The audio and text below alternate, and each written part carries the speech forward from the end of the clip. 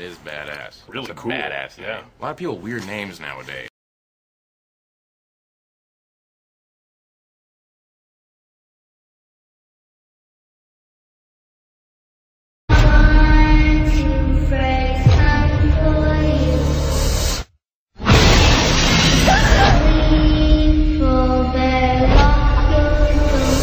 Hey, what's up everyone? We're the Movie Guys. Reviewing the Nightmare on Elm Street remake. It was, to me, okay. Meh.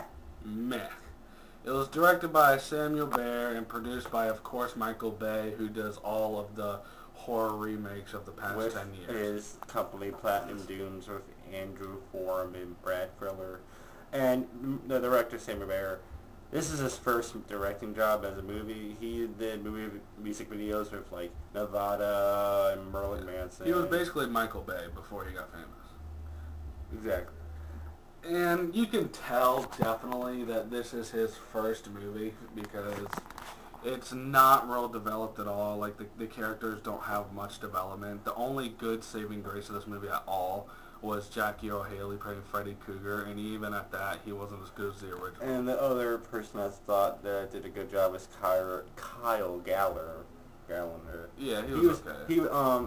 Him and Jackie were the best actors because They have like a lot of experience. He's been in a lot more other movies, like Haunting in Connecticut, and he did a lot of guest cameos on CSI New York, and he's been in a lot of. He was in Jennifer's Body too. He played Jennifer's Body. He played that goth kid.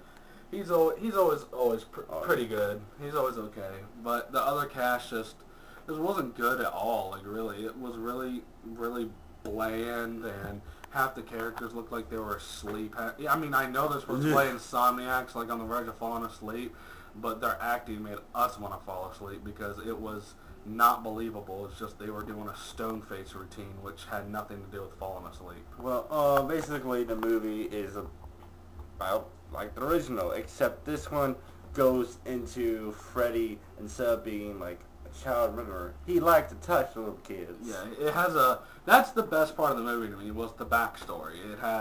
It tells you the origins of Freddy. Not only was he a murderer, like Corey said, he was a child like molester and like rapist, and he loved it. Like he had like a secret room and shit for him, and it was just really sick and disturbing the way they did that. But then once it got in just the kids getting killed, it was just generic. It was just one kid gets killed, and then one kid gets killed, one gets killed. It's like the basic concept of the slasher type genre. Basically, the basic formula of the movie is a teenager gets sleepy, goes in Freddy's dream world, Freddy says a pun, scares them, they wake up, they think they're alive, and what do you know? Freddy kills them. That's basically every other scene, and then you get drama, Freddy kills someone, and then that's about it. One of the cooler parts in the movie I thought was when one of the kids actually goes back in time in his dream and sees Freddy get burned up by the parents. Yeah, like during the backstory. That was probably my favorite part in the whole movie. Because he just shows him standing there naked and shaking, and it shows all the parents chasing after Freddy. And it turns out the parents have been lying to the kids and manipulating them to get them to forget about Freddy and say like moved away. But they actually burned him alive and killed him, and that's why he's back to get the kids. Yeah. Jackie Earle Haley did a good job, like Mark said. The makeup was trying to make it look like an actual burn victim. It just ended up looking weird. It looked a little weird, you know, I kind of liked it, but, They were going for a more realistic approach rather than like a creepy demon approach, which is what the original Freddy looked like. He didn't really look like a well, he looked burned, but he looked like a crazy demon guy. Overall, the movie was, you know, it was fun, but all it was basically jump scares. That's all it was. It had no originality. That's what we liked about the original. It was really original for that time, and this is just following the same formula that all these types of movies always have, with not a single bit of new twist in it.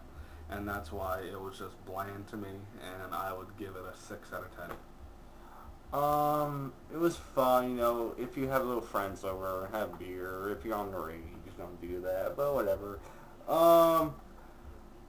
It's fun with a group of people on a Saturday night, trying to look for a little fun old horror movie with popcorn and stuff. I would give it a 6.5 out of 10. Yeah, it was just okay. Not because we were expecting so much more because we love Freddy Krueger, and it just didn't really deliver. But yeah, it was okay to watch with some friends, but that's about it. All right, y'all. This is our review of Nightmare on Elm Street. Stay tuned, everybody. Peace.